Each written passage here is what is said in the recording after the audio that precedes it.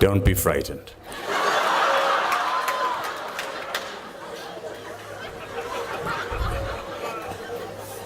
When a Bennington student, 10 minutes before you come up to the podium, hands you a mace,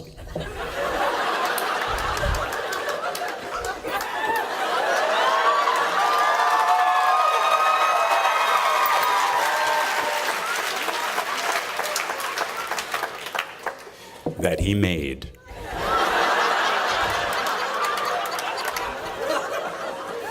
if you don't bring it to the podium with you, you'll never be Bennington.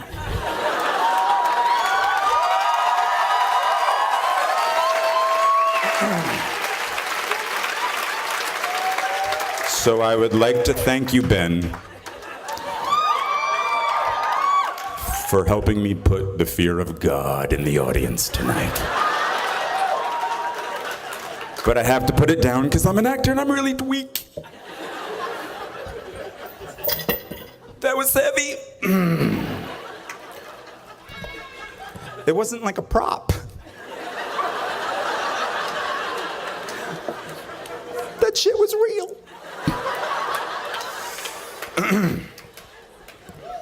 Thanks, Ben. So now I'm gonna read. And I'm not off book, so I might be looking down a lot. Thank you, President Coleman. Brian Conover.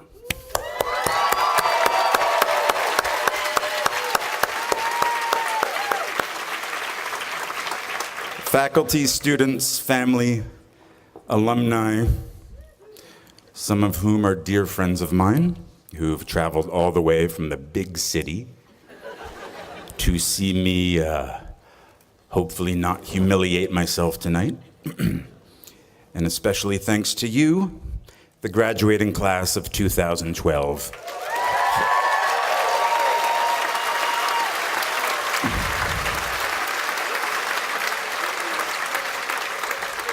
See, as a joke, I wrote "hold for applause," and I was actually going to read that. So you kind of killed my joke. Let's do that again. 2012, hold for applause. 2012. Wow.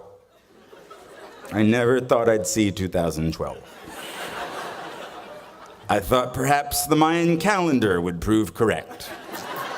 And the end of the world would have been the greatest excuse to get me out of this terrifying task of delivering the commencement speech. But wait, according to the Mayan calendar here, when does the world end? December 2012. Damn. Okay, maybe I shouldn't talk to the graduates eager to start their new lives about the end of the world. Okay. Really? Really? Of all the novelists, teachers, playwrights, poets, groundbreaking visual artists, and pioneers of science, you got the TV actor.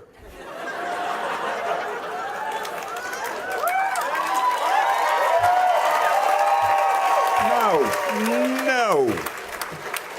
And I actually heard you petition for me. Oh, you fools.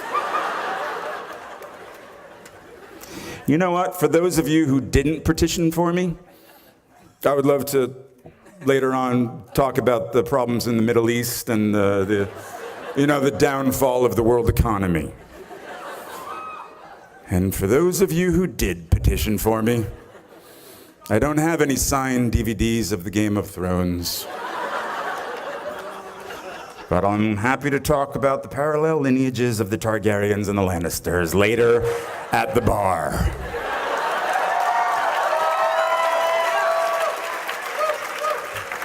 You see, it took all of my strength, and of course a little extra push from my wife, Erica, for me to agree to do this. Because I don't do this. In my profession, I am told by people who know what they're doing, where to stand, how to look, and most importantly, what to say. But you've got me. Only me. My words unedited, and as you will see, quite embarrassing. Okay, let me think. I'm thinking. But I didn't read that. That was ad lib. Let me think. What has everyone and their uncle told me as I desperately seek out advice on how to give a commencement address? Tell them what they want to hear. Talk about your time at Bennington. Know that there is no wrong speech.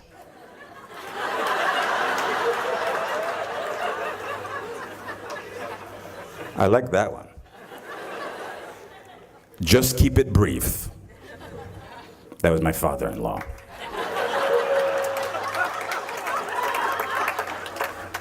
Be brutally honest.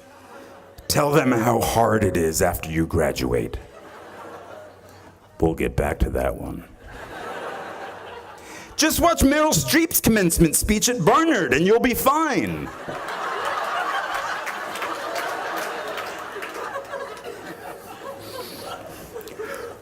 What did Beckett say?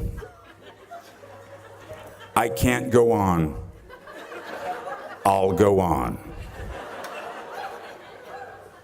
So even if I don't burn in your hearts and minds long after this speech is over, even if I don't inspire you to reach for the stars and beyond, even if I am erased from your memory after one glass of wine tonight, where am I going with this? I can't go on. I'll go on. You know, I won't speak of my time here like some old fisherman. You have already had your time here. You have your own story to tell. But I have to say, for me, it did start here, in Vermont, on a very rainy night. It was 1987, and I was a prospective student. The rain was coming down so hard, it was impossible to see that I was meeting the person who would later become my greatest friend and collaborator. A freshman who would, 17 years later, introduce me to the woman that became my wife. I'll call him Sherm, because I do. It was late at night on the road right there near Booth House, and despite the dark night and the heavy rain, this place was so alive. The lights pulsed from each of the dorms. Now, I was a kid from New Jersey who went to an all-boys Catholic high school. I was 4 foot something. I mumbled when I spoke. I wore a sort of woman's black velvet cape.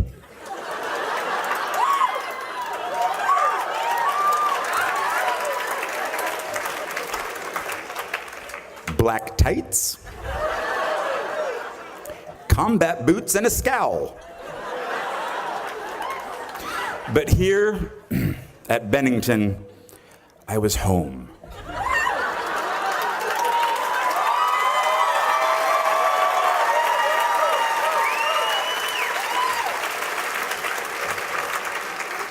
And I have to say, it doesn't get better. Yeah. Just, let me clarify.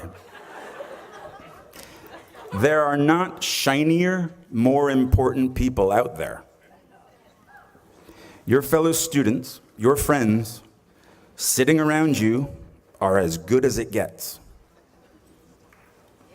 22 years after my own graduation, I have worked with my rainy night friend and fellow graduate, Sherm, on countless productions he has written, in all stages of development from living rooms to off-Broadway.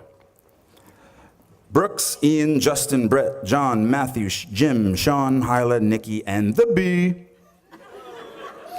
are all classmates I shared my time with here and still work with, and am lucky to call my friends.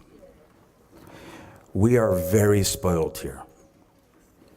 People always say to me, for such a small school, it seems like there are so many of you.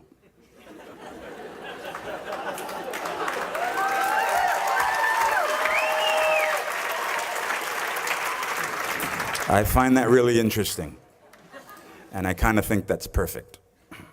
We can't help it. We burn very brightly. Please don't ever stop. Okay.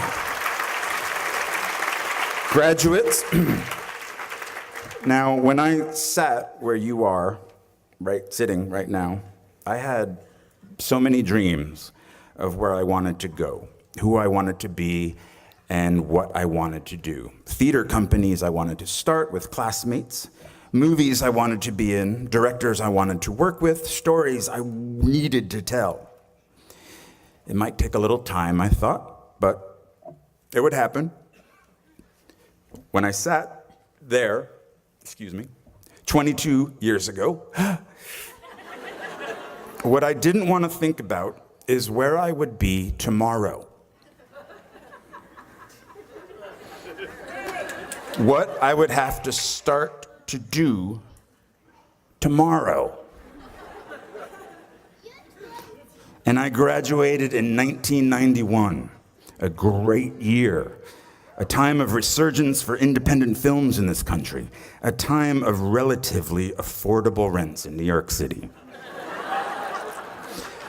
See, I assumed that I could make a living writing my plays, acting way off Broadway, and hopefully, one day, join the actors I loved and respected in those independent films. TV? Oh, what? No. What, are you kidding me? No, didn't even consider that. I had much more class than that. Much more self-respect than that. Like soap operas and shit. What I didn't have was cash, a bank account, a credit card, or an apartment. I just had debt.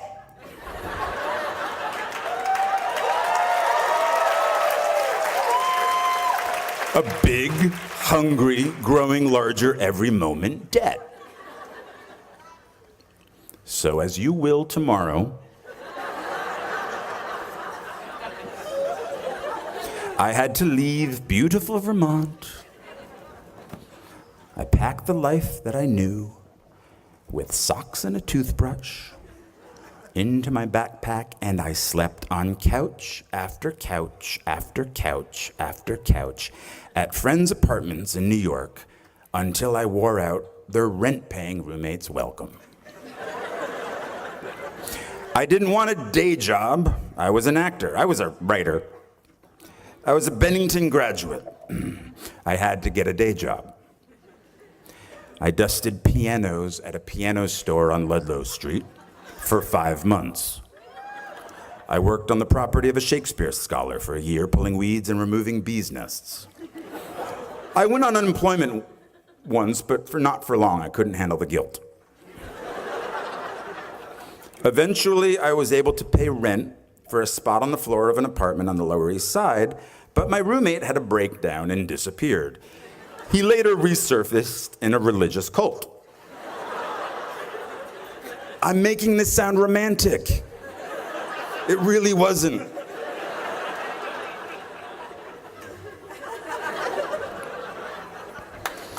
I helped hang paintings at galleries, paintings that inspire you to think, I could do that.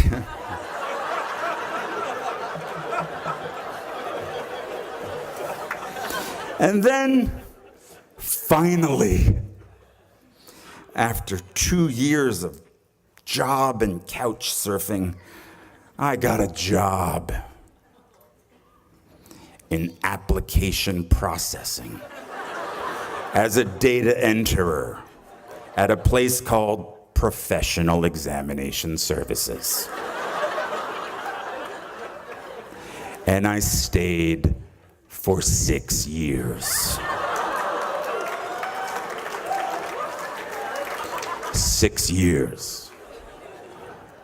Longer than my time at Bennington. From the age of 23 to 29. Well, they loved me there. I was funny. I wore black, no cape, no tights. I smoked in the loading docks with the guys from the mailroom, and we shared how hungover we all were. Everyone called each other Shorty. I don't know. What's up, Shorty? How you doing, Shorty? Oh, so hungover, Shorty. I called in sick almost every Friday because I was out late the night before. I hated that job, and I clung to that job. Because of that job, I could afford my own place. So I lived in Williamsburg, Brooklyn,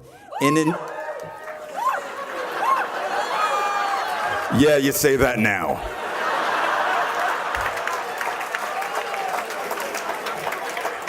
Oh, my kingdom for a time machine. Yeah, that's right. I lived in an industrial loft.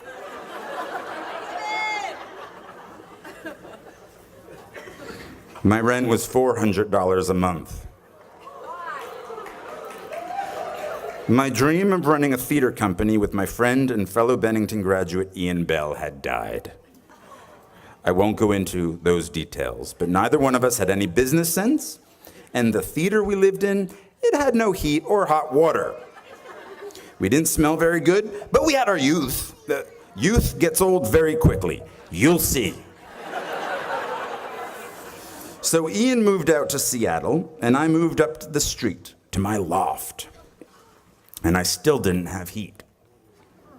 In 1993, industrial loft meant not legal to live there.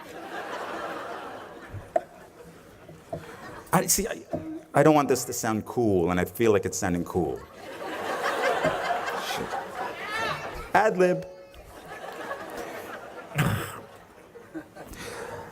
But I did have hot water. Hot water in my bathroom, which a friend of mine using said bathroom once shouted, "It smells exactly like a summer camp in here." It was true. For some reason, in the middle of Brooklyn, there was earth in my shower. Actual earth. And then, oh look, mushrooms growing from the earth. But I was safe, though. The Ideal Fire Control Company was right across the street where they make all the chemicals that put out chemical fires. I did not fear a chemical fire. I would be okay. And all those chemicals in the air were okay, too, because up the street we had the spice factory. They made spices. And that just covered everything up in a nice cumin scent. I had a rat. But that was okay, because I got a cat. His name was Brian, no relation.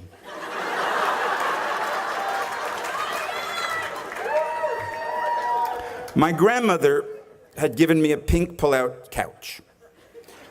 Oddly, no friends or recent graduates wanted to crash on my couch. So I put the couch on its end so Brian could climb it and look out the window. I had only the one window. I myself could not look out the window. It was quite high. So I had no heat, no girlfriend. What, are you kidding me? No acting agent. But I had a cat named Brian who told me of the world outside.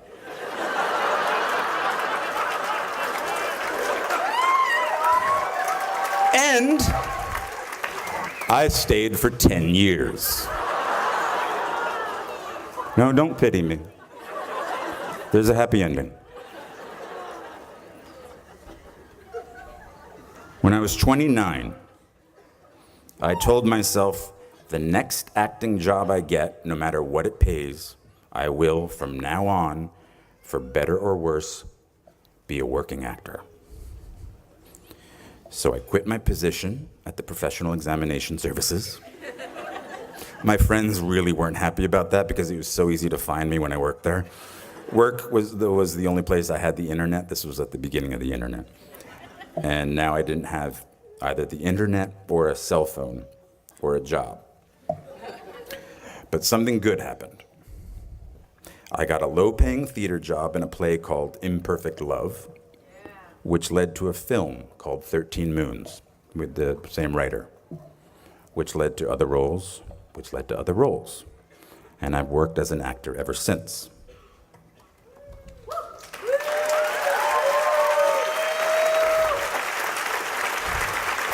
But I didn't know that would happen. At 29, walking away from data processing, I was terrified. 10 years in a place without heat, 6 years at a job I felt stuck in. Maybe I was afraid of change. Are you?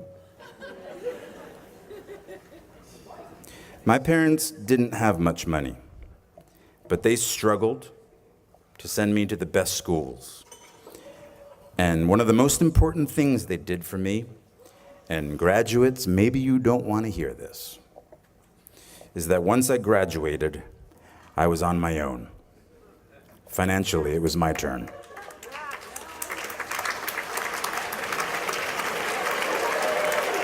Parents are applauding, graduates are not. But this made me very hungry, literally. I couldn't be lazy. Now I'm totally lazy, but back then, I couldn't be. And so at 29, and at very long last, I was in the company of the actors and writers and directors I'd sought out that first year, that first day after school. I am by their sides. Raise the rest of your life to meet you.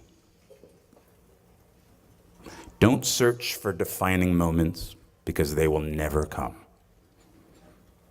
Well, the birth of your children, okay, of course.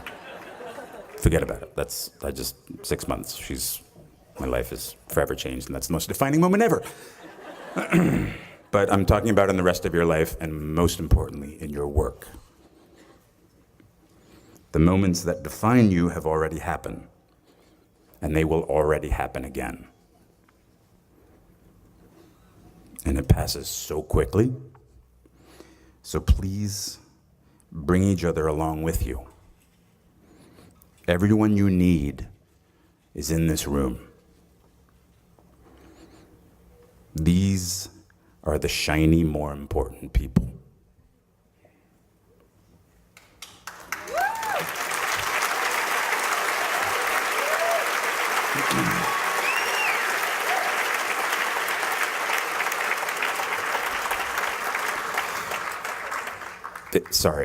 It sucks after graduation. It really does. I mean, I don't know, at least it did for me, but that's the only thing I know. You just get a bit derailed. But soon something starts to happen. Trust me. A rhythm sets in. Just like it did after your first few days here. Just try not to wait until, like me, you're 29 before you find it. And if you are, that's fine too. Some of us never find it. But you will. I promise you. You are already here. That's such an enormous step all its own. You'll find your rhythm or continue the one you have already found. I was walking downtown in Manhattan the other day, and I was approached by a group of very sweet young ladies. Easy. Actually, they were sort of running feverishly down the street after me.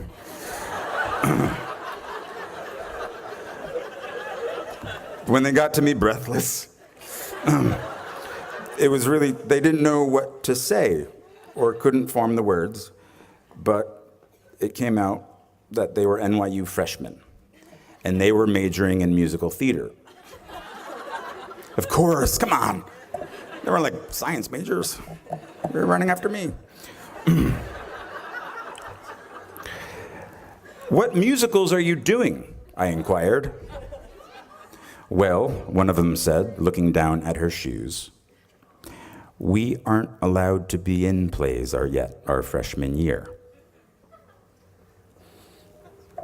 Now, they were paying a very high tuition to not do what they loved doing. I think I said, well, hang in there. What I should have said was, don't wait until they tell you you are ready. Get in there, sing, or quickly transfer to Bennington.